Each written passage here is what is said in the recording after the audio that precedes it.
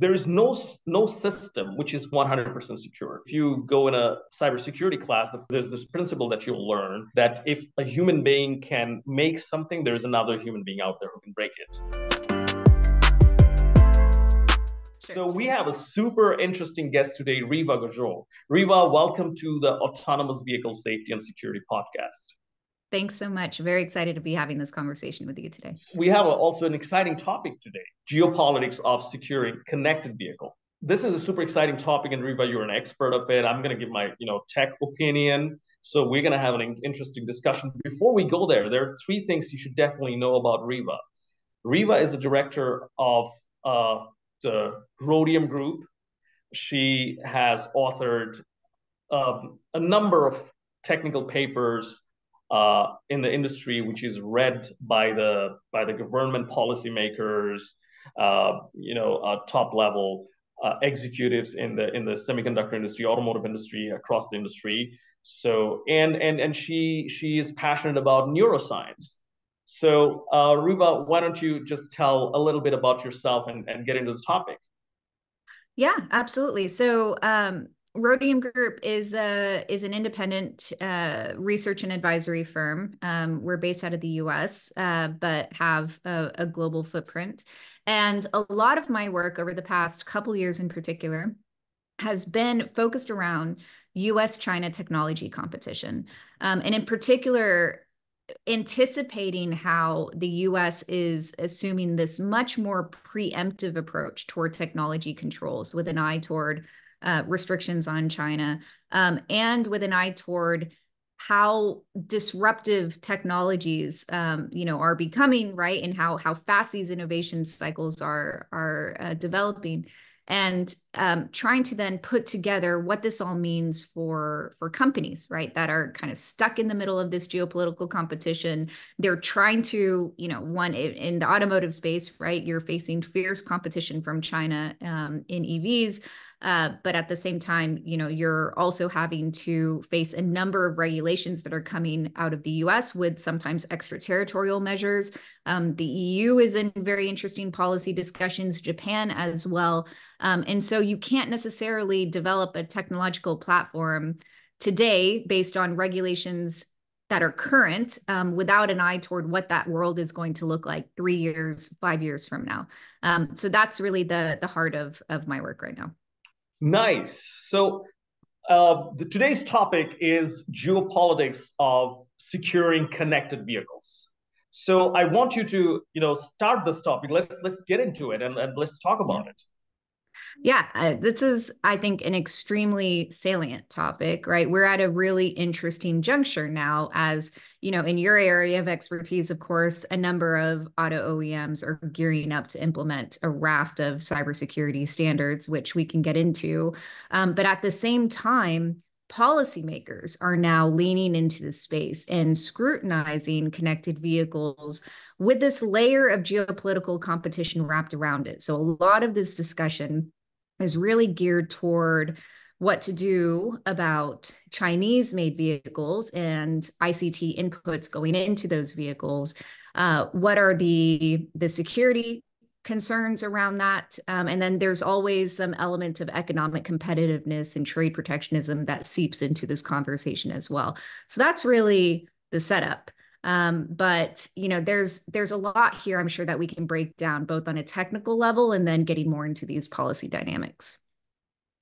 Maybe to start off, Dr. Hassan, I'm curious, maybe we can start with establishing more of that technical baseline, right? When we're talking about the emerging cybersecurity standards, this is relatively new for the industry to start implementing a number of these measures. So maybe some lay of the land on what standards we should be paying attention to, what's the timeline of those, and what auto OEMs are facing in terms of cost and compliance and competitiveness overall in this stage. It's a great question. So we have the standard that we have in the automotive industry is relatively new. It's the ISO SAE 21434. It started all the way back in 2014-15 as a guideline from the SAE. Later on, SAE and ISO jointly started developing this standard for a while. They took a long time, and it was finally released. Now, that's a good thing that we have something. On the other hand, that's the standard bit. On the other hand, we have a regulation. That's the UNR 155, UNR 156 regulation, the WP29. So you mentioned China. So what's interesting here? There are about 59 signatories in this regulation, but guess there are two major countries who are not in here: United States and China. China. Yep. So fascinating, right? yeah, fascinating. So the question is, if we want to regulate with regards to what you have, we have a lot of concerns about Chinese EVs coming into the European market, North American market, and a lot of data going in and out in the vehicle. How do we ensure the security? Now, my point is here that we have started it, but China and the United States was not included. We have another 59 countries. Now the question is, how will the United States? Was it going to be a parallel regulation, or is it going to be ISO 21434, ISO SAE 2144? How are they going to regulate that? That's the question. Second is, China has right now, they don't have to comply with this regulation in their domestic market, not even in the U.S. market. So, but they do have to comply with this if they want to sell their vehicle in the European market and those 59 other countries. So that's where we are today. That's where we are today, and this is as far as the standard goes, it's a well-written standard. It's a very good start, but the standard is rudimentary. Unlike the safety standards that we have, which took a long time to reach this level of maturity, we have like each part covering the entire life cycle of the development and beyond, which is not the case in ISO 21424, right? But the committee is working on a second edition, and hopefully many of these concerns will be addressed in the second edition. So with these emerging standards and regulations, how would you describe the role of the OEM when it comes to implementation and, as you said, ensuring security of the vehicle over the life cycle? If maybe to wrap our heads around this a little bit more on what that means tangibly. It's a great question. There are two types of OEMs or tier ones or companies, in my opinion. One of them, which is vast majority, is I need to comply with the law. What do I have to do in order to comply with the law?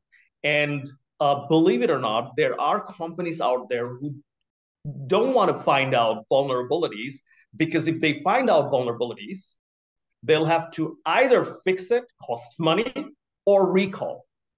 So they don't want to go in extensive vulnerability. That's one type. And then there's rare type, and there are companies like that.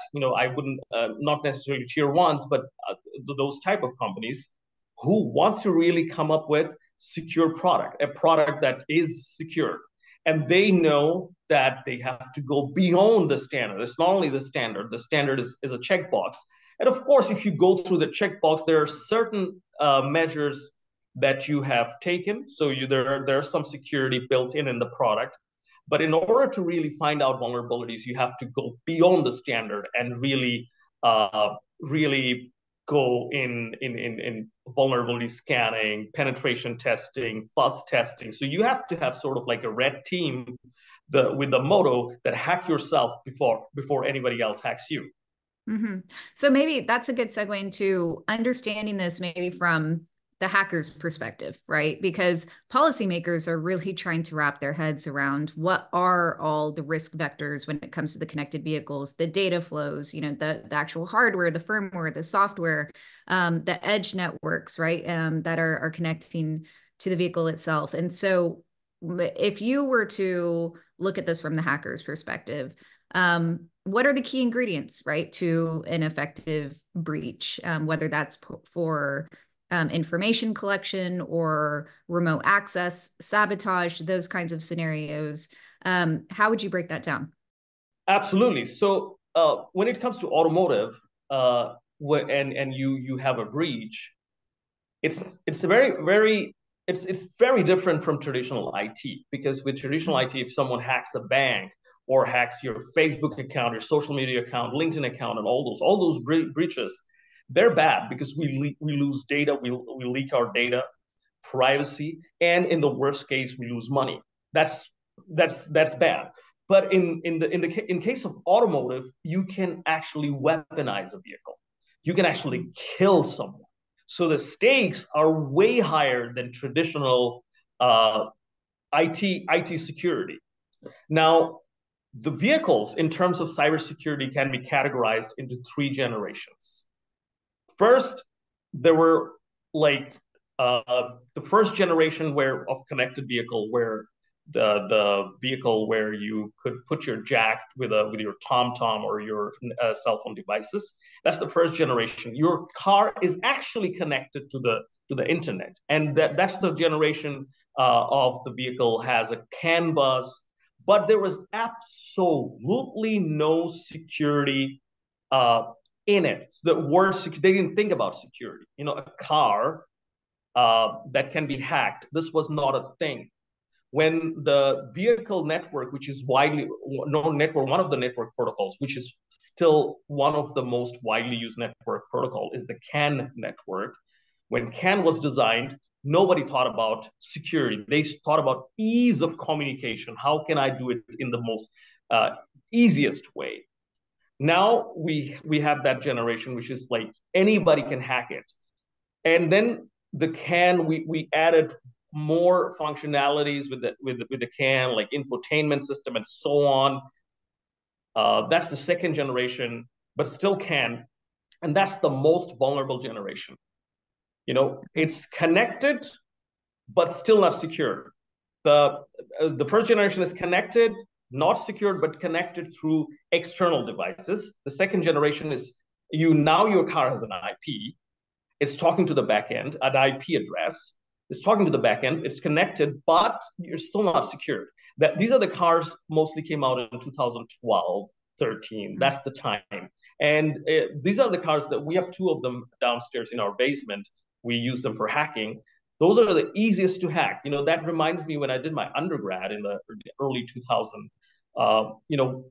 MSN Messenger was a thing. It was like the TikTok of that time. Everybody was talking in ICQ, MSN, Yahoo Messenger all the time. Now, I remember those messages were not even encrypted. If we could sniff the network traffic, we could hear what our friends were talking about. So now the cars in 2012 especially are exactly like that type.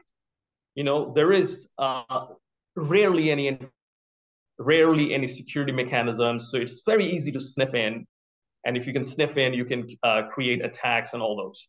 And then comes the vehicle of today that is connected, and we have some security in it too. And we have this amazing functionality in most of the vehicles called ADAS functionality, Advanced Driver Assistance System. And at one point, it's partially autonomous, level 1, level 2, level 3, what have you. Now that makes it extremely vulnerable, because once you can take control of the car, you can do anything with it. Now, it's not as easy to break into as it is the second generation, the ones in the 2012-ish time.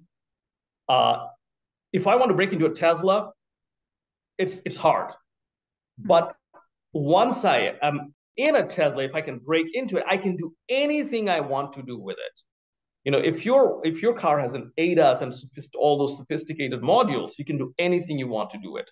So if we want to break it down, the hacking process, so the first thing that the hacker wants to do is access the vehicle. How do we access the vehicle? The access can be physical, the access can be remote.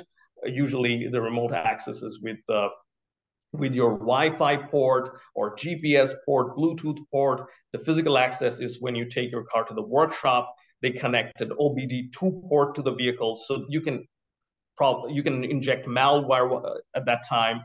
So that's how you access the vehicle. When you access the vehicle, the second step is, like I said, the vehicle network, the CAN bus. They want to get into the CAN bus because CAN bus is something where everything is going on, all the magic.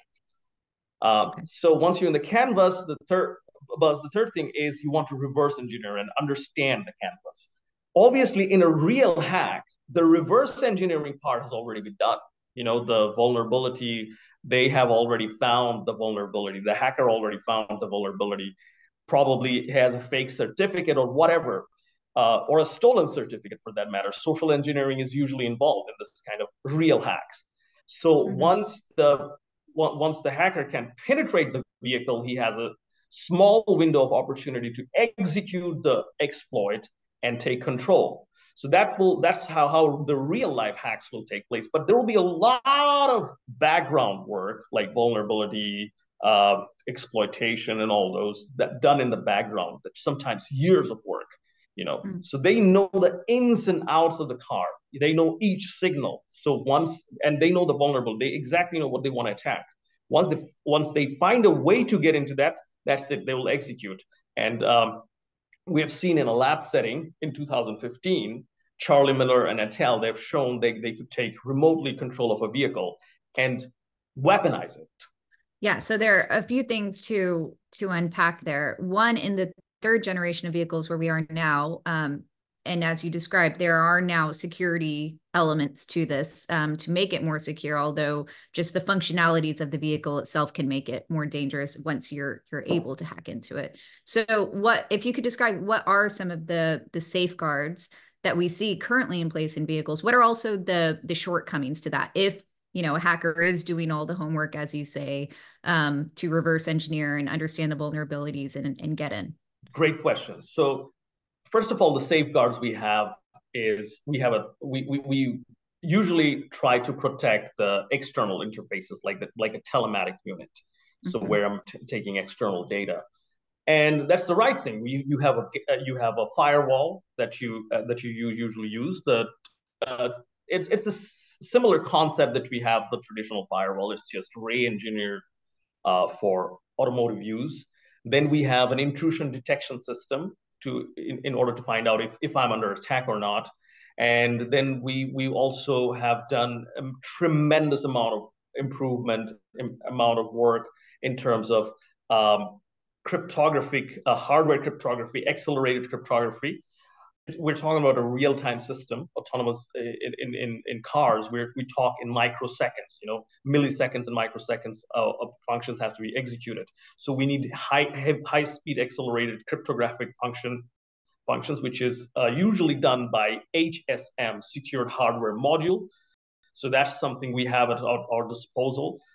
Then we have, when some vulnerability is found, we have over-the-air update. So that we can send a patch over the air in a secured manner. So that's a vulnerability in itself. If you have a possibility of sending something over the air, that can be attacked, but you can't have a fix without such a possibility. So that's something that's kind of like two-edged sword. Then you have safeguards like you are, in order to make sure that you're doing the right thing, you have to make sure that you boot the right software. So we have a concept called secure booting. So that's secures, that makes sure that the firmware that we're booting is the right one. A lot of things can happen when you're taking the car in the garage. Now, I could go on. There are many others. I could go into details, but I think I've covered them. The main ones. Now, to the other part of your question, which is like, where's the vulnerability today? Where's the problem today? Where's the gap today? The gap is, it's like this. There is no system which is 100% secure. If you go in a cybersecurity class, there's this principle that you'll learn that if a human being can make something, there's another human being out there who can break it. If you have quantum computer today, all the cryptography algorithm that we have, our banking system and everything will collapse. because everything will be crackable. Brute force, we can brute force everything. Now, what we have to do is we have to take risk, but we have to take reasonable amount of risk. In order to know if we take reasonable amount of risk or not, I have to know my risk. And like I said, in the industry, I think this is a mindset problem. It's sometimes we're not doing enough in order to know what risk is out there, what vulnerability is out there. Because if you can find the vulnerability, you can take measure. Or you can even say that, okay, this is the vulnerability I can live with. I mean, it can probably infect my infotainment system. It's not going to kill someone, and I'm going to live with that. But you have to know that. I think this is the problem is more of a mindset problem. And as you know, automotive industry is like, it's a cost. They want to save every penny. Cost matters here. So that's the main problem, in my opinion, is the mindset and the nature of the industry, where we're talking about competition with China. So cost matters. Cost certainly matters in this competition. It is cutthroat already. And, when you talk to component suppliers, whether, it's the makers of the sensors or more advanced chips going in these ADAS systems, they'll typically say, look, this is primarily a software problem. Don't look at us. It's not as much of a hardware issue.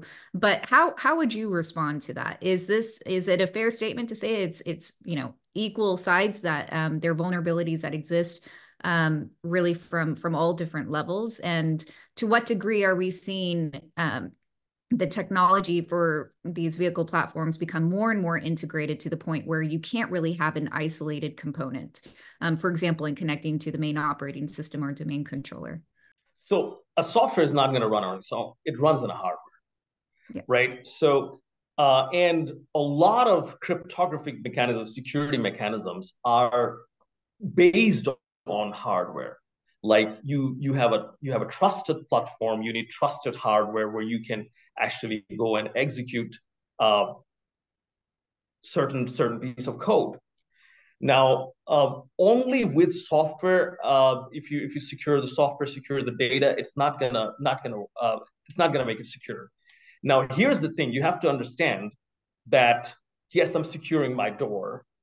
That's probably cryptography. I'm securing everything, but hardly any hacker will try to crack into your cryptographic module or anything. They'll try to find out a backdoor, something that you did not think about. So you have created all heavy doors, but in your basement, there is a small window that you didn't protect at all, and the hacker will come through that. So usually these are debug ports. Usually these are, hardware pins which were supposed to be disabled, or it's leaking out some data, or you can even do side channel attack, or from the measuring the voltage, you can reverse engineer the key, try to reverse engineer the keys. So there's so many hardware based attacks are possible today. So hardware security, even semiconductor industry, they have to take security security seriously. Yes, the main layer of security, the main layer of attack usually is done by software. That's the common suspect. But if the software is not hosted in a proper environment, we have a problem. So definitely hardware. Hardware is a key. And when it comes to securing the vehicle over the entire life cycle, this is complicated, right? Because you can have a tier one supplier who's certified providing one of those components or a software platform, or the integration of the system.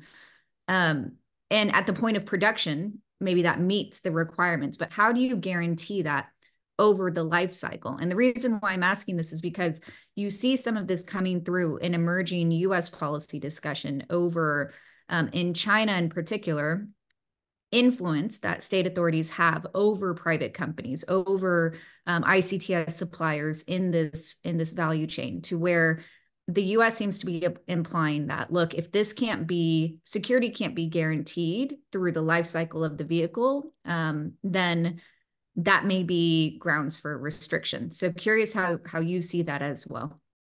It's a good point. So the life, yeah, this is where first of all, the automotive industry has to learn that uh, you're not done developing when the moment you ship a product. The Mhm. development life cycle goes on and on and on. So the automotive industry has still to change the mindset toward like they're actually building software on wheel or an app on a wheel. So the hardware part or the mechanical part is I don't want to downplay their contribution, but the delta that you can expect from hardware and the mechanics in the over the next 10 years is not going to be exponential. The changes, the innovation is going to take place in software. Mhm. And whenever there's innovation, there is a chance of new attack. For example, uh, I think it's one of the major OEMs, German OEMs, either Mercedes or VW. Uh, they they enabled voice and they integrated voice enabled Chat GPT in their vehicle. And now it's fairly for infotainment purpose. It's not deciding when to press the gas pedal or the brake pedal, which is Mhm. fine. But if we look at the last 18 months to 2 years of the GPT model getting super hyped out, we have seen that even school kids can jailbreak them, make them do things that they're not supposed to do. There was one very interesting thing that you you tell you tell first Chat GPT to pretend to be uh, your grandma and story tell like good night stories and stuff. And then you said my grandma used to tell me Windows keys in her stories, and then ChatGPT would the Windows keys and some legitimate Windows keys. So you can jailbreak these things, and we're very new with the entire LLM technology. People did not think that how do I make a LLM model which is secure? They didn't think about it. They just thought, how can I make it? Now that we have it, we'll have security problems. We already have a ton of security problems.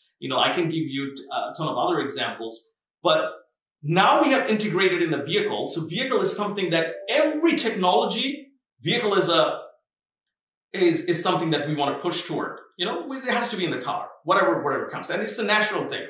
Now we don't know what security problem it's bringing. Like you said, the lifetime the lifetime support or making sure if it will be secured over the life cycle is important and is extremely difficult because you will be sending new updates, you will be sending new technologies, you will be sending it'll be a software. So in order for to have GPT and Chat GPT in my car, I probably shouldn't have to buy another car. I just have to update it. So we'll have it right away in my car. Now, what's the implication? What's the implication? We just don't know. That's why you need to have a culture uh, that covers the entire life cycle. And there's this thing we have called incidence management. You have to deal with incidences. You'll have to deal with patches. You'll have to constantly monitor what's going on. So this is the vehicle manufacturers are now all of a sudden a service provider company who Mhm. will have to do a lot of things beyond the vehicle manufacturing, and they'll have to factor this in the cost. And it falls to the OEM ultimately, right? Because if you have a tier one supplier that needs to provide updates, right? If there is a security issue that arises from that, it seems like the centrality point is still the OEM in all this and in figuring out the solution. They're the first to contact, but it's like when you're talking about mobility as a service, the way we're moving toward OEMs are probably not going to be the first point of contact because we have now different kinds of player. We have like the fleet operators. We have Mhm. the uh, we have the autonomous vehicle software provider. We have many other roles that's coming in. which is not necessarily the OEM. Okay. So the OEMs so far they have been at the closest end to the customer, but this is changing. Yeah. This is going to change, and that's why all of these entities in the supply chain, the fleet providers, the companies like Waymo who will just create or Mobileye who will just create the software, and the OEM and the tier ones, they'll have to have their own incidents management centers or incidents management processes, because well, there'll be the whoever is the immediate customer contact, they'll be the first level of support, and then they can go level 2, level 3, level 4, and go ultimately toward the tier ones. Yeah, what you mentioned too earlier about chat GPT enablement, you can see why it's tempting, right? For companies to say, oh, we have this feature now enabled in the car. But I've noticed too, some companies are saying, well, the more secure and some may argue more environmentally sustainable, although I'm not sure how much that holds, pathway is to have it's kind of like a GPT-like feature on device in vehicle, which then raises a question of what is the compute requirement that you need for that? And then again, here's where we get to a US regulatory not, because this is also a big target where the US has been restricting high performance chips, above certain thresholds to China. So lots of different entanglements here, and how companies actually respond both to the technological innovations, but also the regulatory environment. And on that note, Dr. Hassan, I think it's really interesting how just to give some overview of what we do see in the policy landscape on this. Some may be familiar with a new investigation that's been launched in the US. So this is under the Commerce Department, and it's a ICTS investigation. And this is a rule that was born under the Trump administration. It was expanded under the Biden administration. But it's this incredibly expansive regulatory tool that allows the U.S. the Commerce Department to investigate really any segment of ICTS supply chains, and they're starting with connected vehicles. And in a very interesting policy document, they're raising all kinds of questions where essentially they're saying a connected vehicle can be a vehicle with a GPS unit. It's as simple as that. And they're trying to understand, exactly. A lot of what we've been talking about today is what are the risk vectors, and can security be assured, just given that vehicles have all these cameras and sensors and all these points of integration. Where does that create risks in terms of data collection and remote access and potential sabotage and things like that? And then there's a bigger question raised over Chinese ICTS suppliers in particular.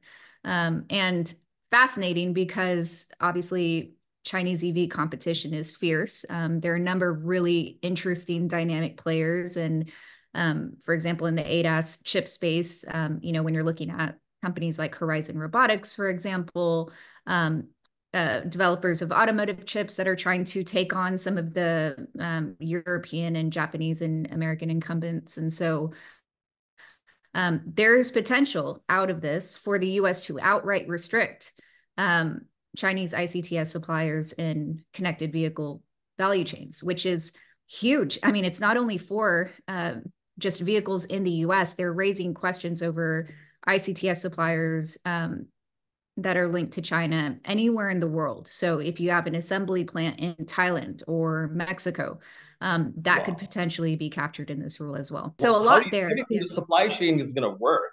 Because the supply chain is heavily China dependent. Mm-hmm. Yeah, I mean, I think this is where there's going to be a splintering of supply chains, right? And you're already seeing this in effect following the U.S. Inflation Reduction Act, which has a heavy focus on extricating and gradually reducing, or rapidly reducing rather, Chinese content in battery production, for example, and critical raw materials for battery manufacturing. And so that already is one big driver. But you're seeing this now, interestingly, in the European discussion as well. More scrutiny around connected vehicles. Of course, German OEMs are going to be very much on the defensive and are actually deepening their investments in China, their partnerships in China. So there's a division in play here, which of course it has enormous stakes for the companies involved. And relatedly, the European Competition Commissioner Vestager last week, or like a week and a half ago, gave a really important speech where she said, look, the EU has all these different tools, foreign subsidy regulation, they have a procurement regulation that's also coming into play. And all of these are kind of designed around raising tariffs or duties on Chinese imports. But she said it's not enough, and that a more systematic approach was needed. And she specifically pointed to cybersecurity as another element. And I found this to be striking because it's exactly what the US narrative is right now, to say there's trade defense, but then there's also cybersecurity defense, and then there's labor rights, human rights, environmental, all of these different protections that also need to come into play to establish a trusted network and then effectively exclude Chinese suppliers and automakers from that calculation. Now in Europe, from your vantage point, in Germany, that's probably going to be a bit of a mixed outcome, right? There are obviously different interests at play, given how deeply entangled German OEMs are with Chinese firms. So the question is, I think cybersecurity barriers, in order to protect cybersecurity from is a natural choice. Okay, we want to raise the cybersecurity standards. Now, I don't know whether there are going to be two sets of rules for European manufacturers and the U.S. manufacturers versus Chinese manufacturers, because if you raise the bar, for example, when it came to UNECE WP29, China and US did not are non-signatory countries, right? Both of them. So if we now raise the bar for Chinese specifically, will it be in a general thing for all the manufacturers, or how would it be? Yeah, I mean, well, I'm curious, what's the background to that of the US and China not being party to that? Because this now creates like this no man's land, right, for standard setting, because China can often use its home advantage to set de facto standards, right? And there's an incentive for Chinese firms to also make sure that they're partnering with and co-developing standards with willing German firms, right? Because it's a way to stay stickier in these supply chains and and make sure that they have a broader footprint globally. On the other hand, the US is saying, look, we're not just talking about generalized standards here, that these are emerging standards and norms with a national security focus as well. And of course, there's a heavy China focus to it as well. So the US is going to kind of create its own rules. So in effect, you see this in North America for North America market, and then in China for China market. And then rest of world is divided, right? Because on the one hand, Europe is still inviting Chinese firms in, BYD, for example, in Hungary, and other suppliers that are following those big ticket investments. But then you've got competition for third markets, right? In Southeast Asia, in Latin America, and in India. And that's where who can produce the most affordable vehicle, and that's where China, of course, Reva, I don't mind these regulations, but sometimes regulations come on the way of innovation, and that's what bothers me. That was what like we were talking about GDPR the other day. So GDPR is the intention of GDPR is to protect the European citizens' data, personally identifiable data. Now, if you really broadly take the GDPR definition, then even a car sensor data, let's say active suspension control data that we're generating tremendous amount, it falls under GDPR restriction. Now, you can save life using this data. You can predict the damage, the road damages, and all those using that data. And on the other hand, if you really have to comply with the GDPR and everything, then it's all about putting more money. End of the day, the lawmakers are trying to are making this legislation to protect me, but also making me pay for the things that is not bringing much, because my question is, why protect that sort of data? What benefit am I getting? In certain cases, when it comes to social media data, I understand and I'm fully with it. But automotive data should GDPR be applicable is another thing. So what do you think of that? This like over regulation kind of. I mean, regulation is needed, but can it really slow down innovation because of our geopolitical reason? It's the worst reason, in my opinion. Yeah, I hear you. I mean, I think before you were talking, using the example of brake suspension data, like, right, where that's something that can inform safety, right, over time, so that the technology advances to meet those requirements on the road. But this is where it's you have an interesting dynamic where with the EU, the modus operandi tends to be overarching regulatory frameworks, very generalized regulatory frameworks that don't target specific companies. So the EU is very gun shy about saying this is a China-specific problem, right? It doesn't want to show discrimination in that sense. Whereas the US is very comfortable saying, look, these are countries of concern. China's at the top of the list, and these are the restrictions that follow. The problem with those overly generalized regulations is, exactly as you described, it's overreach to where you're raising cost, you're in some cases compromising security. So a rational approach is, of course, needed here. I worry that we're at a bit of a angst-filled moment, though, where it's not just the technology that's evolving and regulation is trying to catch up to it, but you have economic security interests at play, you have all these national security interests at play, and just pure trade protectionism, right? Because Chinese EVs, for example, are extremely competitive, and a number of companies don't want to go underwater. And so German firms will argue this is why we need to go deeper in China in order to stay in the leading edge of the technology.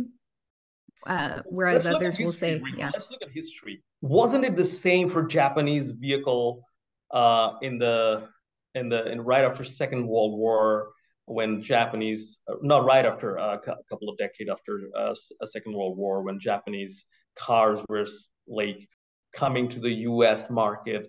Wasn't this the same fear? What happened in the end? Well, I mean, Japan shifted a lot of its manufacturing footprint abroad, right? It was able to kind of outsource its economic activity, and Japanese cars, of course, remained very competitive. And Japan became like a trusted partner, over time, even despite all that economic angst, especially during the 80s. And there was it got to a point of conflict economically, to where all sides came together. If you remember the Plaza Accord and things like that, where Japan came to the table, there were negotiations, there were quotas set, and out of that came an understanding that ultimately led to, still open markets and technological innovation and so on and so forth. Now, is that possible in the Chinese case? That's questionable.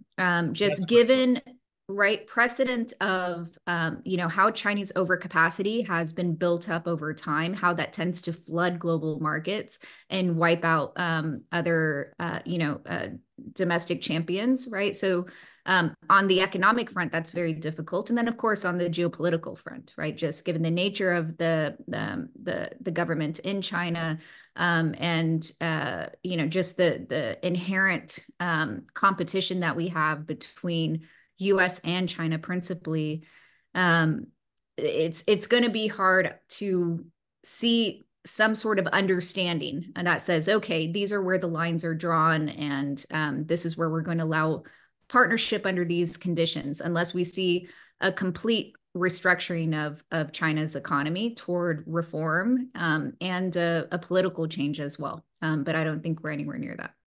Fascinating. So yeah, I mean, I understand that the risk is there.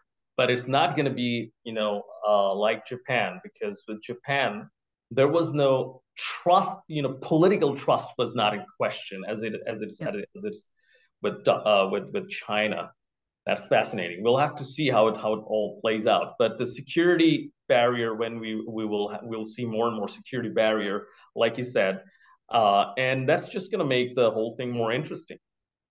Absolutely. And Japan, by the way, also very alarmed by rising competition from Chinese EV makers, right? And Yeah, is sure, sure. also very aligned with the US in terms of, stacking these standards. What we're seeing is basically a world of emerging standards and norms among the G7 countries, but without FTAs, free trade agreements, right? Because it's really hard, it's politically thorny to negotiate free trade agreements. The US and Europe gave up on that already, right? But you can say, look, these are our new standards, digital standards for cross-border data flows. These are our environmental standards, our labor standards.